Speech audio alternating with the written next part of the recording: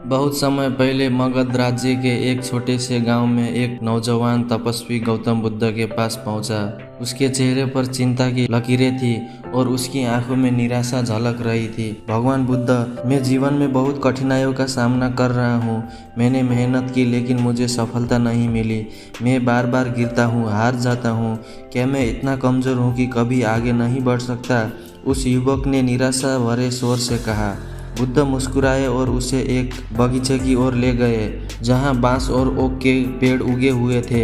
हवा चल रही थी और दोनों पेड़ अपनी अपनी तरह से हिल रहे थे। बुद्ध ने युवक से पूछा, तुम इन दोनों पेड़ों को देख रहे हो? हाँ भगवान, युवक बोला। ओक का पेड़ बहुत मजबूत और विशाल है। ये वर्षों से यहाँ खड़ा है। आंधियाँ आती है, तूफान आते हैं, लेकिन ये अपनी जगह से हिलता नहीं। ये अपने बल पर खड़ा रहता है। युवक ने सिर हिलाया। अब बांस को देखो, वो लंबा, पतला और लचीला होता है। जब हवा तेज चलती है तो ये झुक जाता है, लेकिन जैसे ही तूफान गुजर जाता है ये फिर से सीधा हो जाता है। युवक ध्यान से देखने लगा। अब बताओ, इनमें से कौन सा पेड़ तुम्हें अधिक शक्तिशाली लगता है? बुद्ध ने पूछा। युवक ने कहा, ओक का पेड़। ये कठोर और मजबूत है। ये आसानी से गिरता नहीं। बुद्ध मुस्कुराए। लेकिन जब सबसे भयंकर तूफान आता है तो सबसे पहले कौन सा पेड़ टूटता है? युवक ने आश्चर्य से उत्तर दिया, ओक का पेड़, क्योंकि ये कठोर होता है और झुक नहीं सकता। और बांस? बुद्ध ने आगे पूछा। युवक ने सोचा और जवाब दिया, बांस झुक जाता है लेकिन तूफान के बाद वापस ही सीधा हो जाता है। बुद्ध ने कहा, यही जीवन का सबसे बड़ा सबक है, लचीलापन। जीवन में कठिनाइयाँ आएगी, संघर्ष होंगे, लेकिन जो व्यक्ति बांस की तरह झुकना जानता है वही आगे बढ़ेगा। जो केवल कठोरता पर विश्वास करता है वो एक दिन टूट सकता है।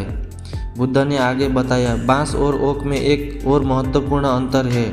ओक का पेड़ जल्दी बढ़ता है और विशाल हो जाता है, लेकिन बांस जब बीज के रूप में बोया जाता है तो पहले 5 वर्षों तक ये जमीन के नीचे ही रहता है। ऊपर से कुछ नहीं दिखता, लेकिन अंदर ही अंदर उसकी जड़ें बहुत गहरी जाती है। 5 साल बाद ये अचानक बहुत तेजी से बढ़ता है। युवक आश्चर्य में पड़ गया। तो इसका क्या अर्थ है भगवान?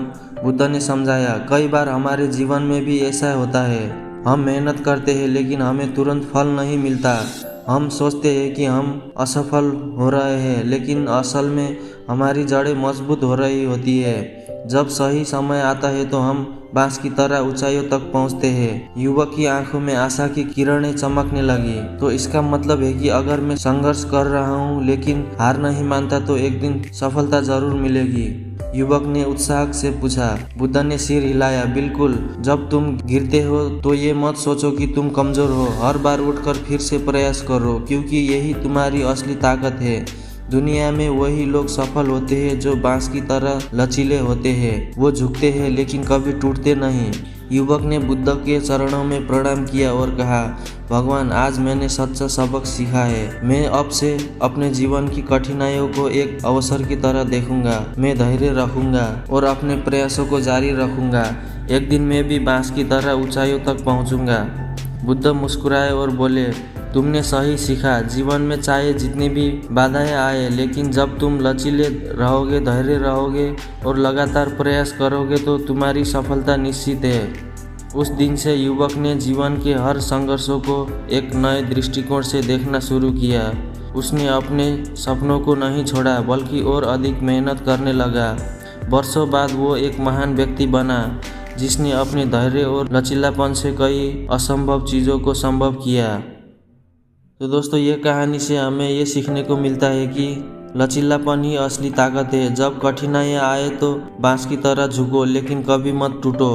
हर संघर्ष तुम्हें मजबूत बना रहा है। जब तुम मेहनत कर रहे हो लेकिन परिणाम नहीं दिख रहे तो याद रखो कि तुम्हारी जड़ें गहरी हो रही है। धैर्य रखो। सफलता एक दिन में नहीं मिलती, लेकिन जो लगातार प्रयास करता है वो जरूर जीतता है। गिरना असफलता नहीं है। हार तब होती है जब तुम उठना छोड़ देते हो। जीवन में कई बार हमें लगेगा कि हम असफल हो रहे हैं, लेकिन हमें याद रखना चाहिए कि हर महान सफलता के पीछे धैर्य और लचीलापन होता है। जो व्यक्ति बांस की तरह झुक सकता है वो कभी नहीं टूटता, और जो व्यक्ति 5 साल तक अपनी जड़ों को मजबूत करने के लिए धैर्य रख सकता है वो एक दिन जरूर ऊंचाइयों तक पहुंचता है।